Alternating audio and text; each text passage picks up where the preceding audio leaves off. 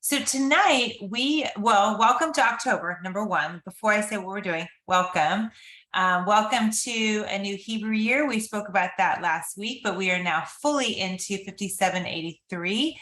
And if that is all new information to you, then I would encourage you to dive in and do a little bit of research. No matter what your faith is and what you believe, it's really cool to see history. The Jews have been following their calendar for, ever. So it's neat to see those times and season. Is this year going to remain crazy, Lisa, you ask? Is that what you were asking? Yeah, that's a fair question. One of the things I share with my children, and at first this might sound like a negative statement, and it is, however, I have a purpose. I told my children the other day very pointedly, I said, guys, the world is not going to get better, period. End of story. I've read the end of the book. It doesn't get better. However, we are meant to make our time here impactful. We are so important to our world and the time that we were born, raised, grown up in, and are now living in as adults, that we're called to be people of influence. And while, yes, for such a time as this, that is not an overused statement. And I wish that we really understood it and grasped it. And that's my intent here, that really and truly, we are born, all of us with our gifts and talents for a purpose and a season. Some of us do our thing in a more covert operation, meaning that we're undercover and you don't necessarily see the big flash from some people. Others are right front and center. And yet, as the world gets crazy and weird and all the things, and it will get even weirder and crazy. I'm sorry, but in the last 2.5 years, we have gone from one ditch to this ditch that I never in a million years thought we'd fall into. It never even entered my mind. And yet here we are. Right, Sarah, people think we're going to go back to normal. Bye. Normal is a setting on a dryer. We all know that, we laugh at that, but it's the truth.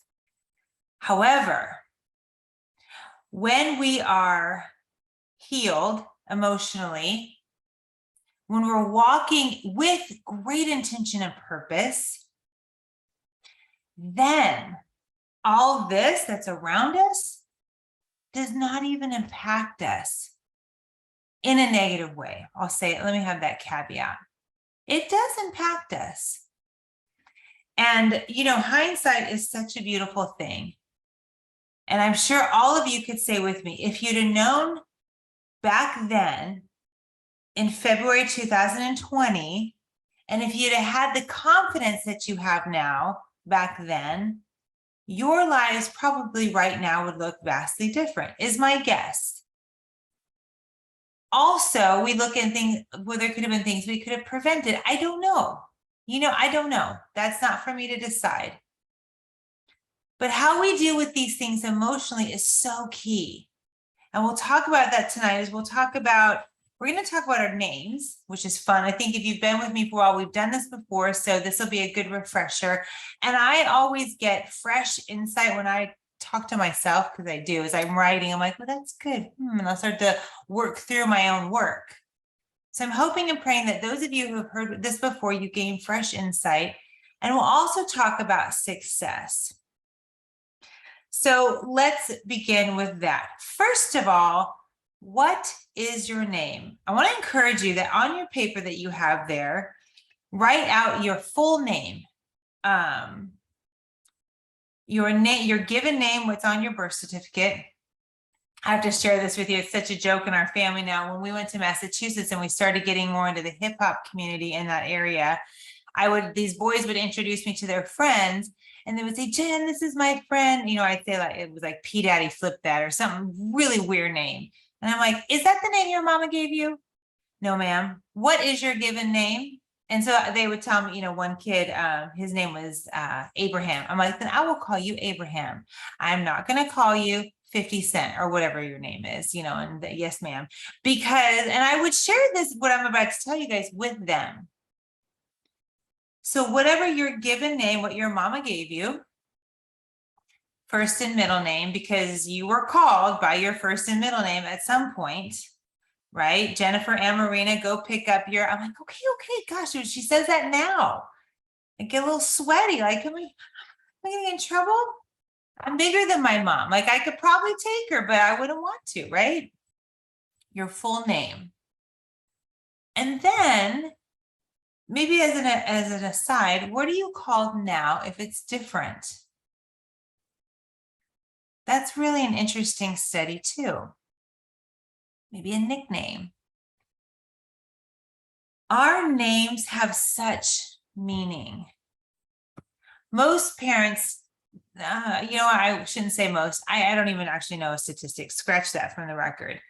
A lot of parents purposely give their children names because it has meaning, a value. Maybe it's a family name, and especially if it's a family name, then you can go back, if you can, do any sort of ancestry history in that way, and see what their thought process was on giving the name John or Elizabeth. Like in my family, it's always John or Elizabeth were the big names. And I found out, not from my mom, interestingly enough, but from a little man in Boston who, down this street corner, real narrow alley in the North End, he had this, it's a shrine basically set up to all the Catholic saints that ever were.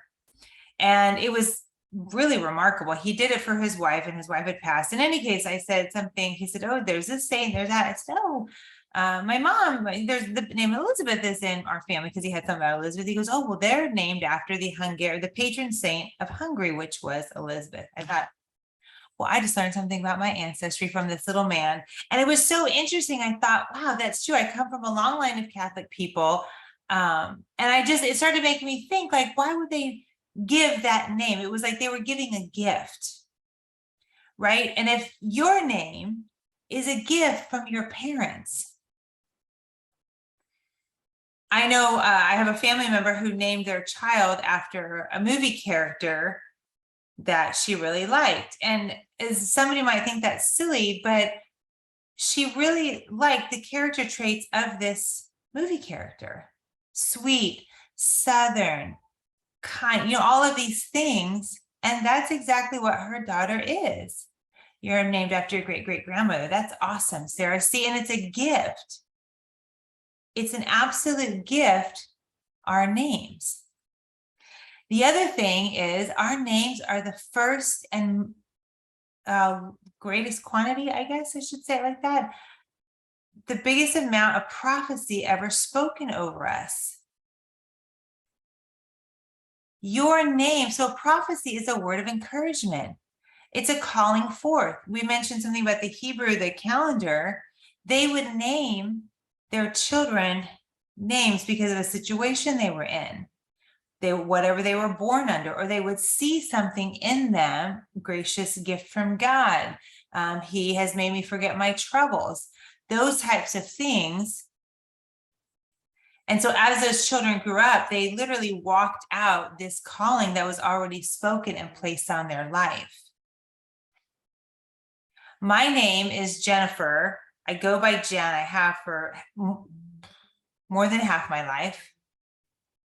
And that is a form of John, which means God is gracious. God has been gracious. You guys, I'm so sorry, but my dogs are howling. They're lonely. I'm going to pause right now to go have my children pay attention. Give me 1 second.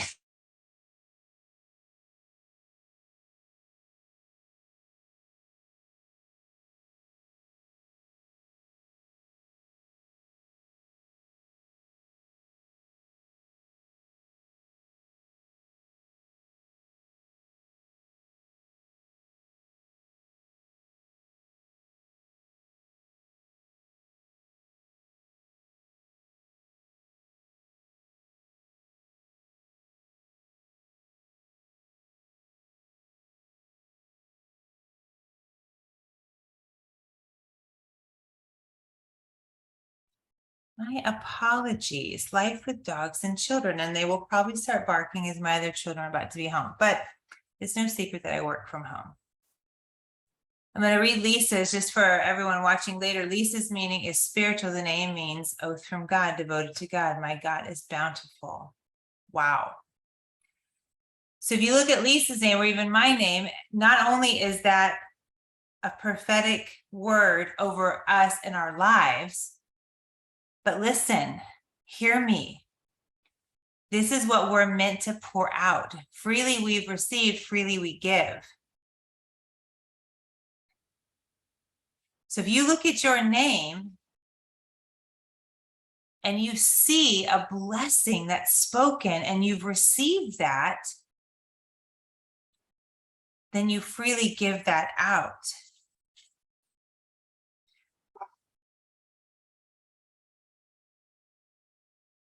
There are 4 characteristics, well, I shouldn't say portions, I guess, about ourselves that blossom from our name.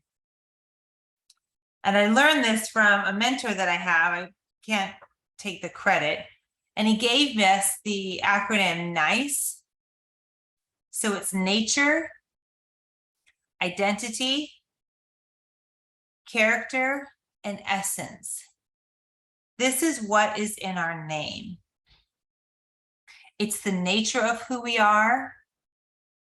It's the essence of the essence of who we are. Sorry, I went backwards. All right, the identity of who we are and character. I'll write that in the chat.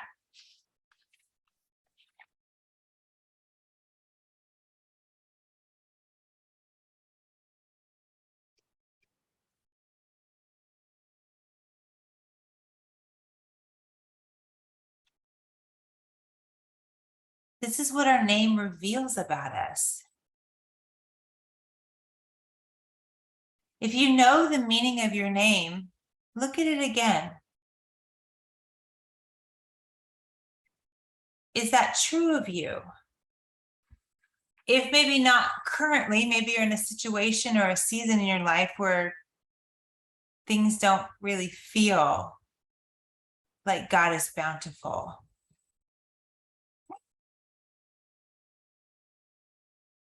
Or maybe you're not feeling that love or that grace from him. But was there a season when that was what you could see about you?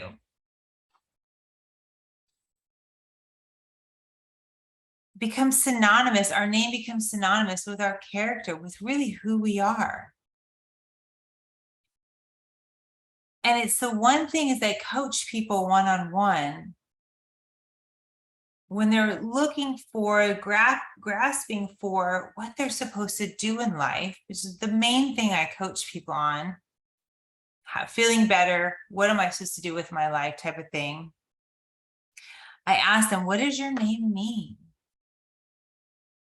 It's really powerful. One of the boys that lived with us, his name is Victor. I'm like, well, I don't even need to tell you what that means. Everybody knows Victor is victorious, all of that. So go walk in it. Go walk in it. We become that which is spoken over us. Think of how many times somebody has called your name. Somebody give me a number. How many times in your life do you think someone has said your name? Just a number, throw it out there.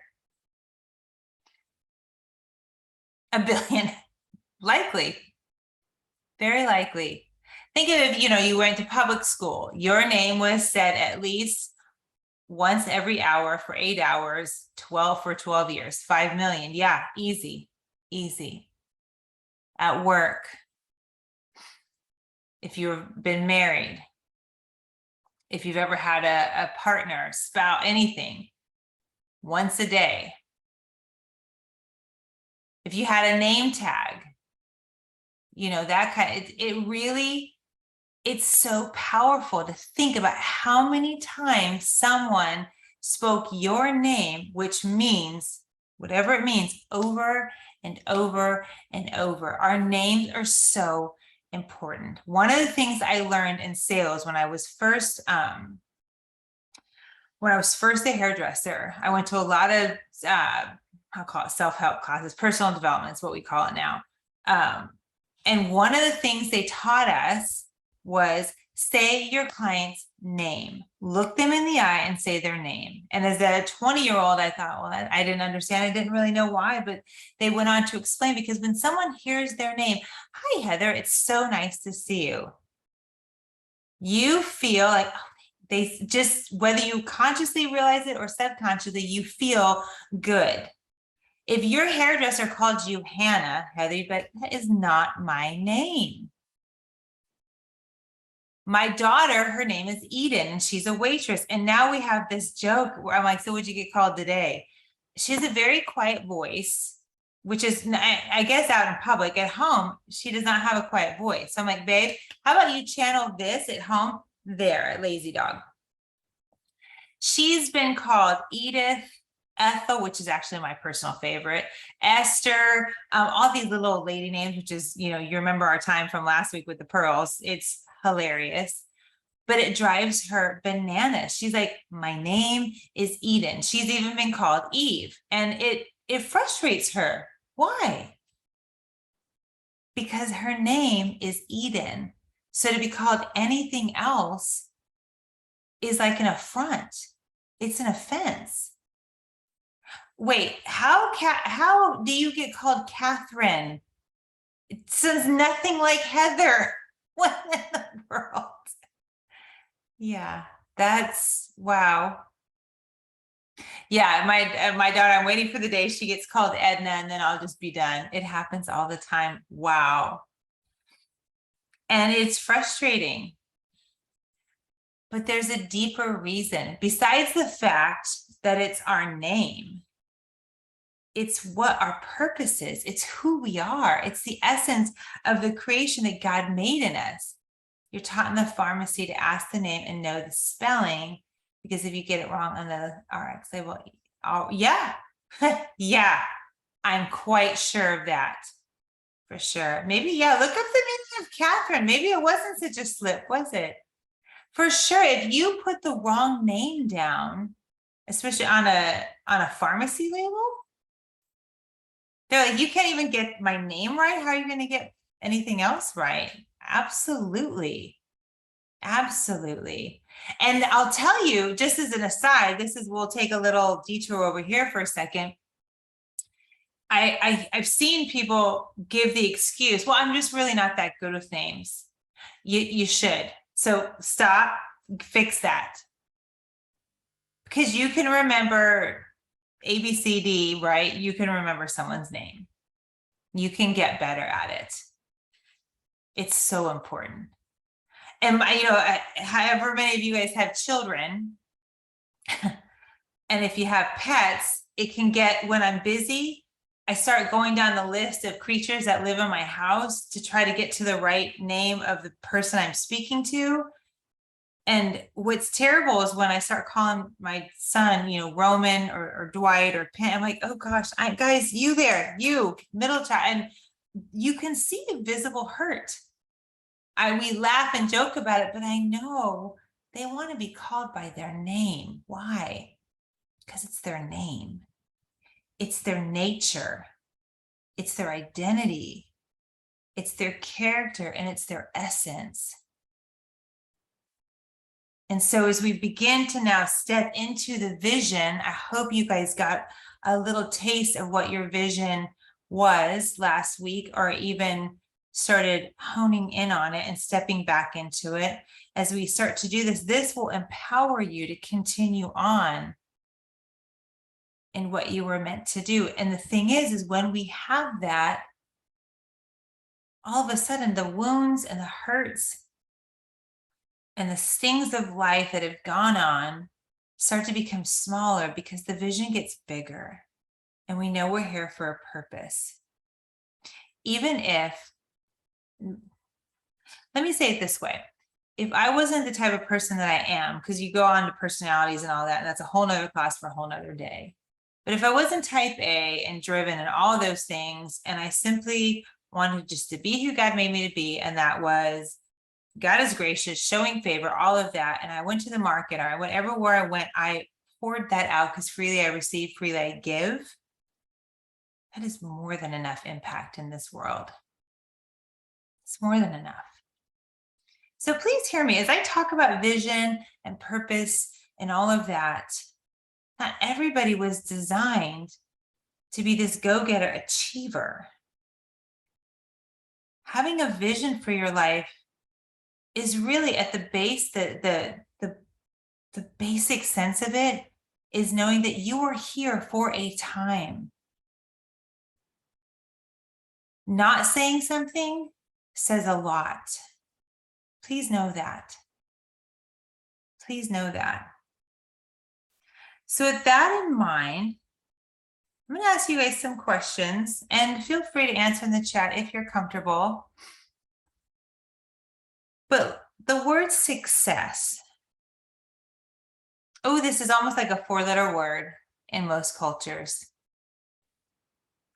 So let me ask you, what does the word success mean? Not what does it mean to you, but do you know what that word means according to good old Webster or dictionary.com?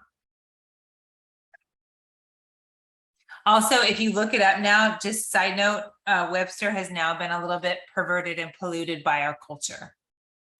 The main definition I'll share with you in a moment, but when I started looking at more definitions, further definition, I was like, oh gosh, I might as well have been looking up on Urban Dictionary. Because it was, you know, fame, fortune, yada, yada, all the things. But when you think of success, and you think of what would the definition be, not according to you, but the definition, favorable and desired outcome. Yeah. That is actually that's starting to get to where the newer definitions, right?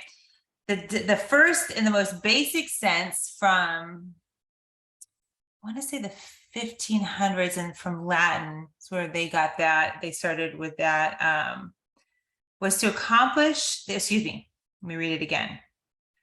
The accomplishment of an aim or purpose, right, success, or the outcome of an undertaking. And I put in parentheses, good or bad, because they put the good or bad outcome of an undertaking. So I rather like the outcome of an undertaking, whether it's good or bad. We measure, success is now measured. But when that word first came to be, it was really just an accomplishment of something. Now, if you got it done, you got it done. We've ascribed, we've ascribed a measure of success, a lot of success, a little success, right, with that. And as time has gone on, we've measured success. We say that, and what people think we mean is the massive amount. We accomplished something well, we did a good job, we had tremendous success, we achieved fame, fortune, wealth, all the things. When I say, I think Sharon is successful, you all might think, you don't even see her picture, and I love that I'm using her as an example. You might think, oh, well, she must be a millionaire. I wonder what car she drives. She probably wears pearls all the time like Jen did last week, right? And you just, maybe in your mind, you start thinking of something. And when I say Sharon's successful, I mean, yeah, she's, I don't know her financial status, to be honest, but in my mind, I think, well, Sharon's this incredible runner. And I love that. I love watching her step and what she does. That's being successful in running, being an achiever in that. Success, in its very essence of the word, is to accomplish something, an aim or a purpose, the accomplishment of an aim or a purpose. So what does it mean to you? Yes, please, everyone wear pearls one day. Please do that. Yvonne, I don't know, but I think you were here, but I don't know if you saw it. I was just thinking, I didn't see your face. I hope you got to see that. What does success mean to you? Let's play man on the street. I come up to you and say, you know, what does success mean to you?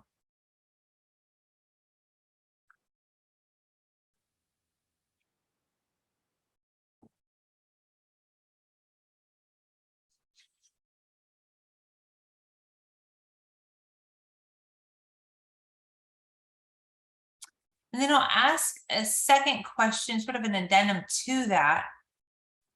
For those who have faith in God, what does God say about success? What does his word say about it? I think in our Western culture, we would be very surprised at what it actually says, what he actually says, and how we have muddied success and fame and fortune as being a bad thing because we've seen it so perverted.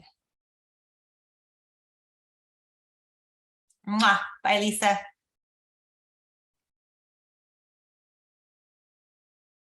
So what does success mean to you? Think it through. There are now 6 of us watching, a dozen more watching later. We will come up with 20 different definitions of what success means to us, because we all have a different measure of it. We all have a different calling and a purpose. We all have a different name.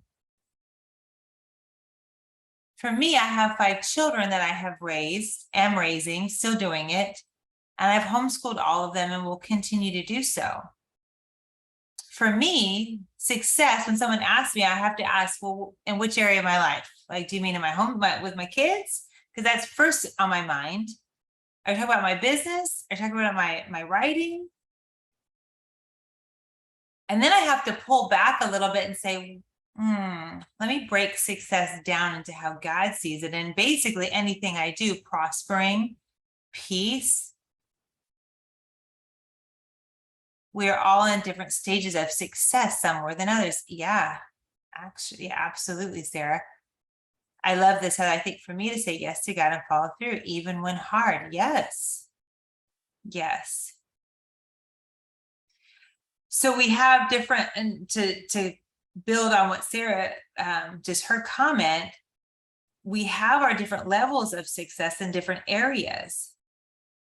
I am a successful homeschool mom, or that's not really who I am. That is something I do. I have had success and I'm continuing to do so because every year we finish the year.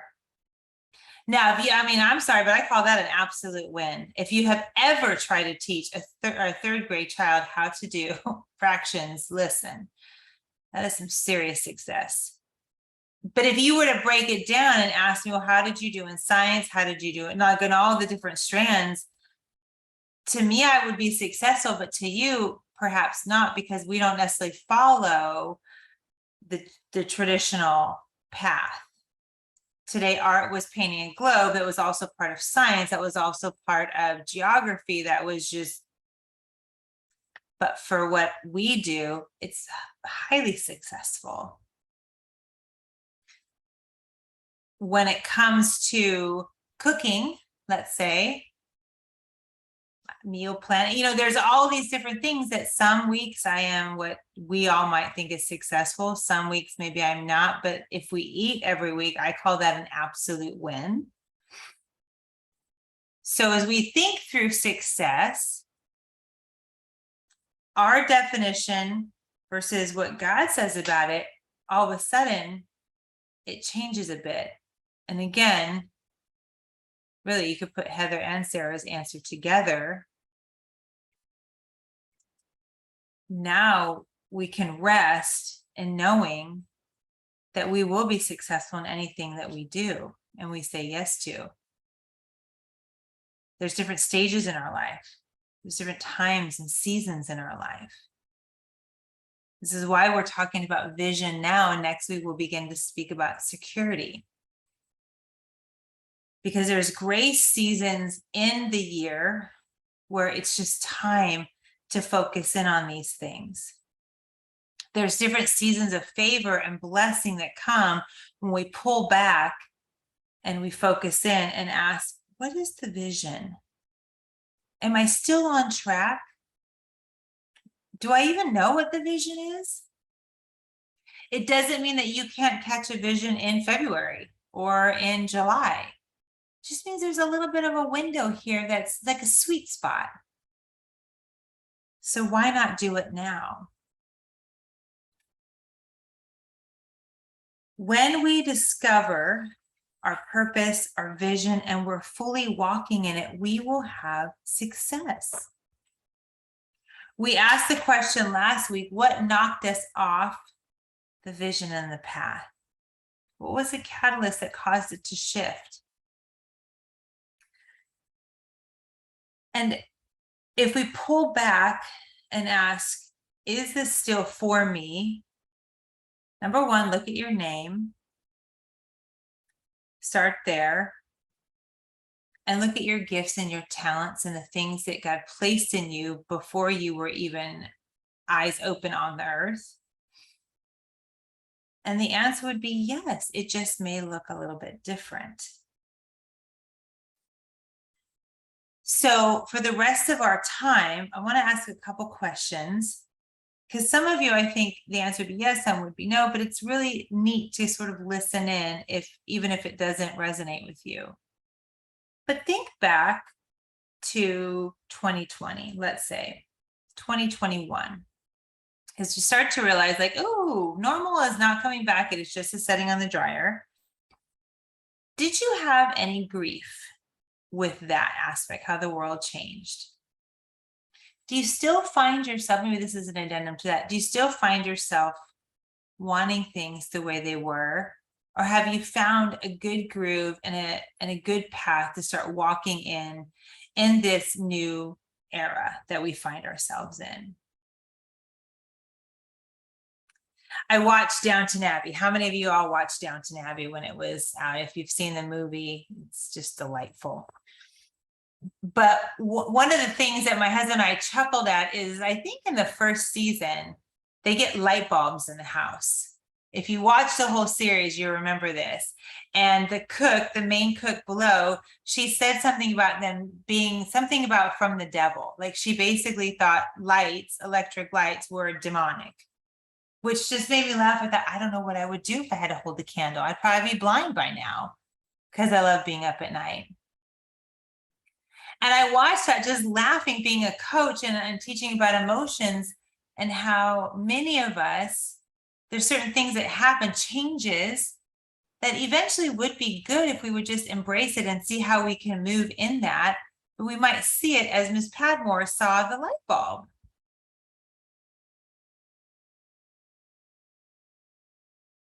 Think back even further. Some of you were already going through changes and things were shifting in your life even before 2020. 2020 was just a global reset, right? A global explosion. I shouldn't use that word, global reset, actually. It makes me sound, anyway, like all the things that are going around. A global shift, I'll say that. And even in all of those times of shifting and switching and things changing, as hard as change can be, it's also a great opportunity to see new.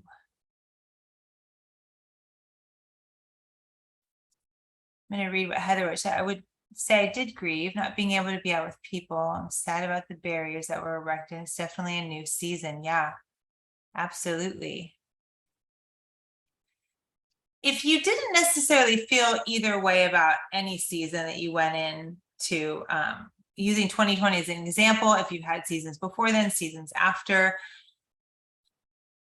I would ask you to just, not now because we're, in our time together, but in your own journal time, ask yourself the question again, like we did last week. What were some seasons in your life where things shifted? What were your light bulb moments, or electric light bulb, electricity? What were those moments that came on you that were different, that it became a new season? And ask yourself then a second question, did I properly grieve? Grieve is a good word. Grieving, still grieving. Yeah, that all we have lost in things, our kids, right? We'll never know because of these changes. Yes. It's important to recognize emotions, acknowledge them, let them come, and then move forward. For a long time, I got hung up with the conscious languaging wording. And in recent months, I have dropped all of that altogether. Meaning, and it's not that I don't want to speak positive and speak life-giving words. What I mean is, when I first learned about conscious languaging and being very conscious of what I say, I felt like I couldn't speak. And as I have taught emotions for all these years, I've come up against people who are really hurting. And they look back at me, or I see them being coached by somebody else, and they feel like they can't express a very real and raw emotion.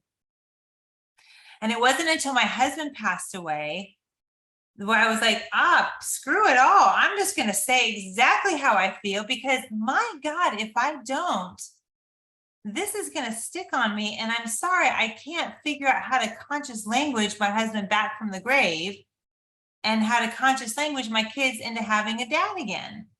It is what it is, and we need to face it. And I feel like conscious languaging really hurt a lot of people. Forgive me if that offends you. That is not my intent. My intent is to say there is a warping of truth when we have to stop and think really hard about how we say certain words.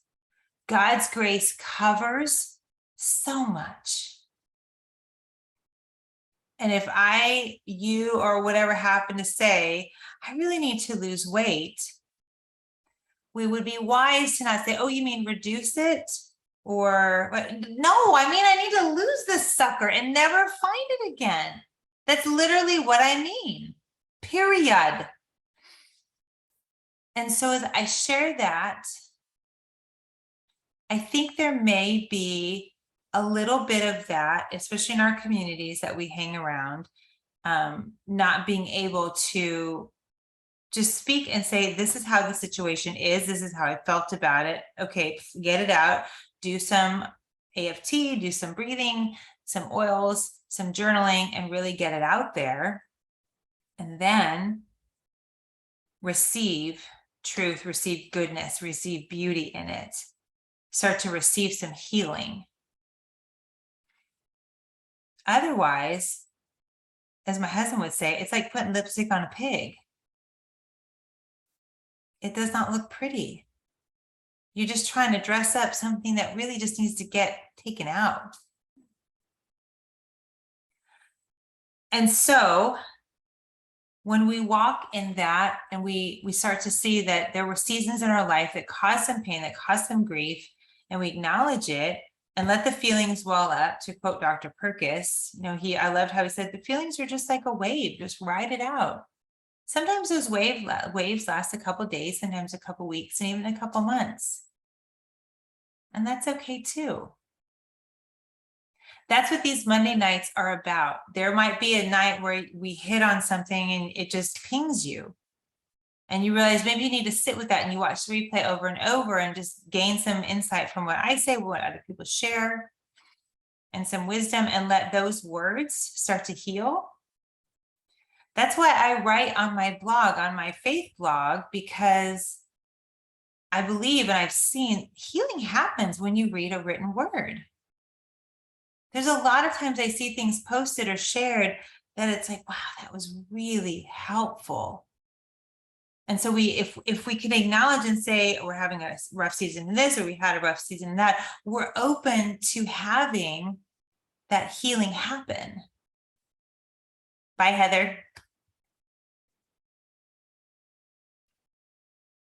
And so I want to encourage you in the last little bit of time that we've got together tonight, as you start to assess what is success, know that success for you is different than success is for me. And in your circumstances are vastly different than mine, than anybody else's listening or watching later. But we know that we are all called to have success in whatever area we find ourselves in. So as you start to make some notes, I'm going to give you a little bit of homework for this week. If you choose to do it, you have your name, you know the meaning, find the name, find your meaning. Think through that nature, that identity, that character, the essence of who you are. And next to each word, ask these questions. What is my nature? Remember how we do AFT? We make a statement, we say it out loud, and then immediately we notice, how do I feel when I say I'm a marathon runner? Okay. When you write down the word nature, identity, character, and essence, ask yourself, what is my nature? The first thing that pops to your mind, write it down. Do you remember over the summer, we talked about we are a spirit, we have a soul, we're in a body. As you ask these questions, let your spirit and your soul speak. Let it come up and answer you. Identity. When you say the word identity, what's my identity? You all realize that identity is being robbed in our culture. My kids even get, it's funny, they ask very honest questions. My daughter especially will say, Mom, she's very logical. Mom, why are there gender reveal parties and yet you can't tell your child they're this gender? She's like, it doesn't make sense to me. And I'm like, again, the linear apple does not fall far from the logical tree that she comes from. I said, I know it doesn't make sense. But if you break it down again, it goes back to identity. What is your identity? I can't even give you an example of what's going to come up because I don't want to put any thoughts into your head. But asking, prayerfully consider, what is my identity? And write that down, the first thing that comes to your mind. Your identity is not, I'll be the one who speaks an unpopular decision. Your identity is not what you choose it to be. It was breathed into you by your creator. And the calling that you have on your life is part of that identity, whatever that calling is. I know enough about ministering to people and talking to people and pulling out that identity in them to know I speak truth. And I've seen it transform lives. The moment you start to speak over yourself, identity and purpose and vision, and somebody pulls that out in you, all of a sudden, you know who you are. And you don't have to fall into the trap of all this confusion that's out there right now. There's absolutely no confusion. Your character, write that word down. What is my character? When you say your name and then your character, someone might speak your name, or I'll just use myself. Somebody says Jen Weir, immediately my character is going to come to the forefront of their mind. And the thing is, I can do my level best to have a certain character, but the true nature of who I am is always going to come out. The last one, your essence, your very being. What comes up when you say essence? And finally, whatever you do, whatever I do, whatever we do together, we are that. It was interesting. I think I shared with you all last week, and I wrote about it, how there was a season in my life in the last year where I was telling the Lord, you want me to go work at Target? I mean, I just don't feel like doing coaching is really where I'm supposed to be, and Young Living, and because I had lost my vision. It wasn't because I didn't want to. I just thought, oh, I don't know, I'm kind of in a space right now. And the reason why I was okay talking to God about that, even though I know the vision, I know it, I can tell it to you right now, I have it drawn out in my books. but I was okay because I knew it didn't necessarily matter what I did. I don't have to coach. I don't have to do Young Living or write or anything like that. I know the very essence and character and identity and nature that I am. You put me in Target, I'll still be me. I will still coach people. I will still show God's grace to them. It's who I am. You can pluck me out and put me in the middle of a forest. And if I don't find a human, I will have a ton of animals that I will be showering them with God's love and grace. It's just who I am. And I've shown this to be true because anywhere I've worked, anywhere I am, I end up, no matter like it or not, the people who invite me to their house or party or gathering or whatever, I'm always talking about emotions, health. I'm always trying to coach them. I'm always trying to pull out their identity. It's just who I am. Which should lead us to the thought of, it doesn't matter what you do to earn money. Some of us earn money doing what we're called to do, and that's kind of the idea. And yet, if we start working on being who we're called to be, our nature, identity, character, and essence, all of a sudden we find ourselves in a position we're not even thinking about earning a paycheck. Because that, and this is another class for another day, that just comes when you are who you are and who you're meant to be. Do you guys have any comments, any questions before we push stop?